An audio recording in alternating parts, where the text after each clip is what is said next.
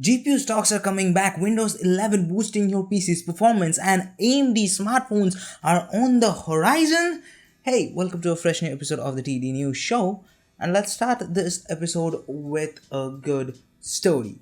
GPU stocks and prices are coming back to normal. According to 3D Center's report, the GPU prices are coming back to normal, but they are still 91% more than the original MSRP. But compared to last month, 304% difference from MSRP, 91% is normal, and also stocks are slowly coming back to normal, but only for NVIDIA GPUs. But AMD GPUs are still hard to get. And one of the biggest contributor for this situation is China, thanks to their recent crypto ban. And as we all know, China produces the largest chunk of crypto around the globe, which also means that crypto prices will see a hit and the second-hand GPU market will see a little bit of bloom. Now, let me know your thoughts in the comment section. Are you guys happy with the situation right now, what it is, even though it is not back to normal, but it is better than before, or you are still angry, pissed, sad, whatever?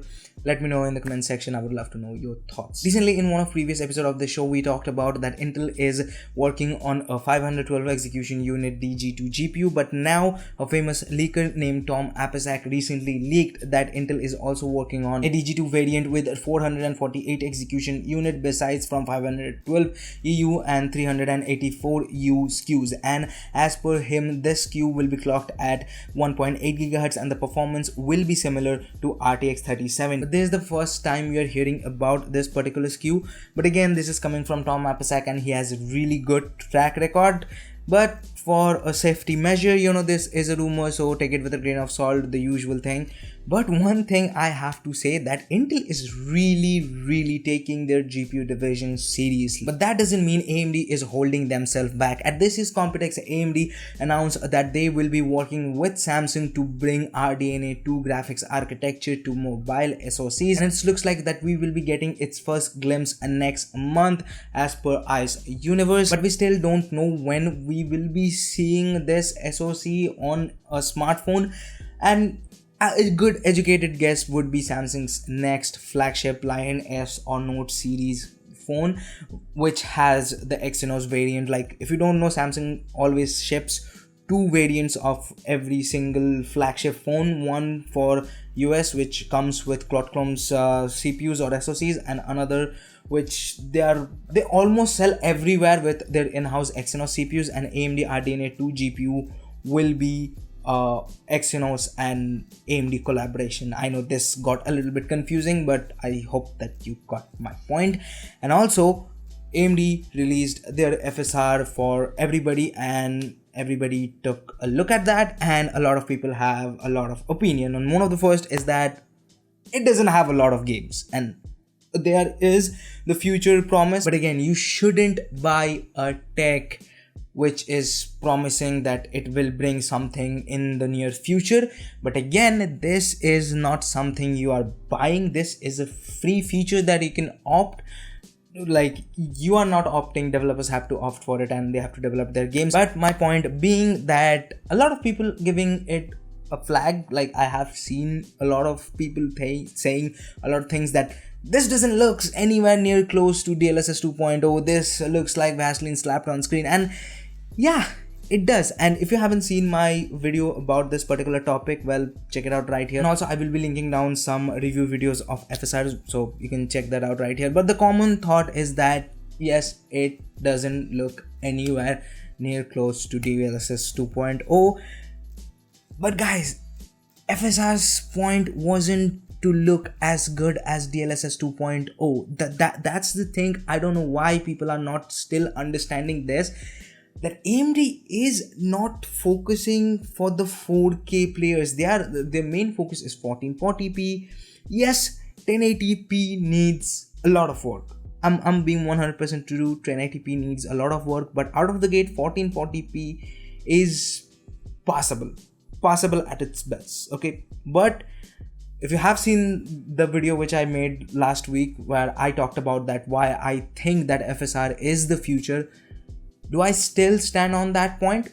Yes, I do. I still stand on that point. And if you haven't watched that video, then I will highly encourage you go and watch that video, because I think I talked about very important stuff in that video. Now, talking about encouragement, Microsoft is discouraging with a DMCA issue against every single website that hosted the Windows 11 leaked ISO.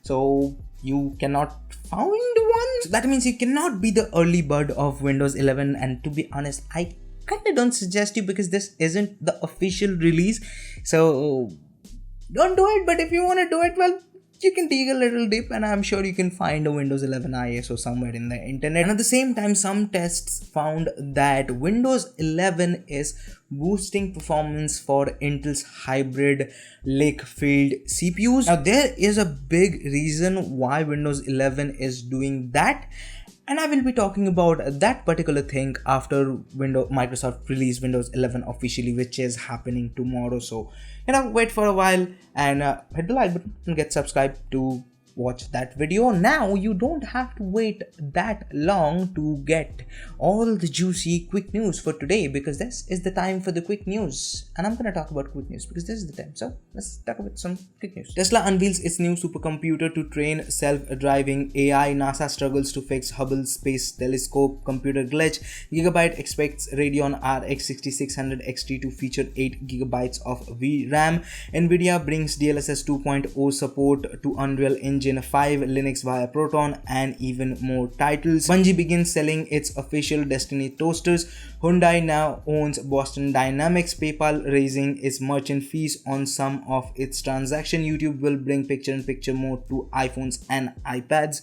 Stadia is now available for Android TV. And finally, Uncharted 4 is coming to PC. Now here's the thing, Sony. You are bringing some of the most beloved PS4 games onto PC, and I praise you for that. Now, I just have one more thing to ask. Just please bring the Uncharted trilogy to PC. Like, if you're bringing Uncharted 4, why not the original trilogy, man? Uncharted 4 is amazing. But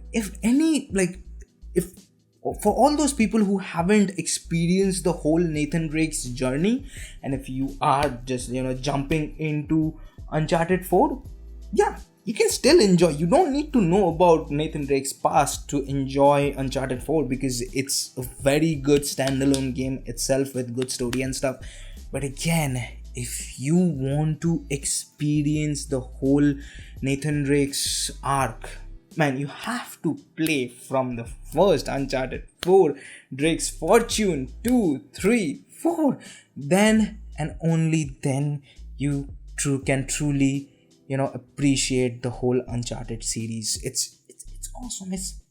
But that was all for today's techie stuff. And if you want to know more about any of these stories, all the links will be linked down in the description. So go ahead and check them out.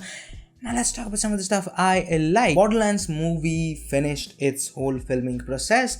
Now Lionsgate is producing Borderlands Movie, and to be honest, I'm kind of hearing about this right now. Like today I heard that they are making a Borderlands Movie.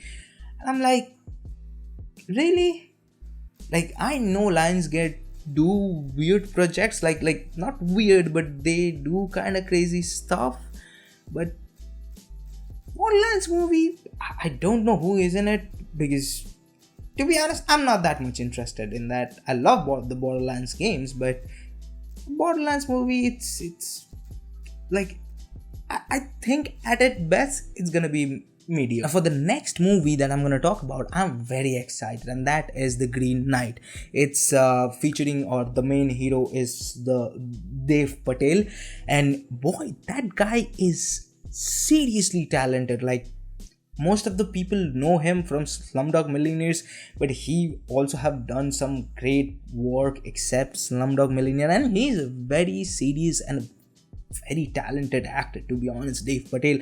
And The Green Knight is like in the Arthur King lore. Like, I think the character that Dev Patel is playing is the nephew of King Arthur, and the whole King Arthur story, whether it's about him or about his henchmen and stuff, it's really good. And I loved Guy Ritchie's King Arthur. I don't know who is directing, but the trailers and everything that I have seen by far, it really promising, and I'm really interested about that.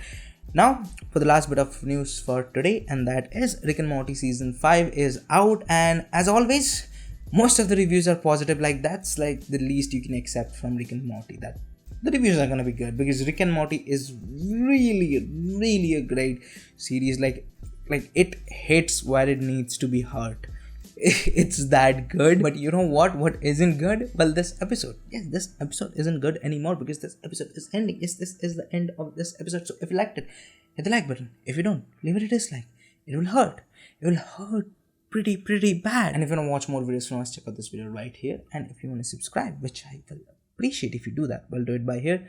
And there's the Akash. I will see you guys in the next one. Peace.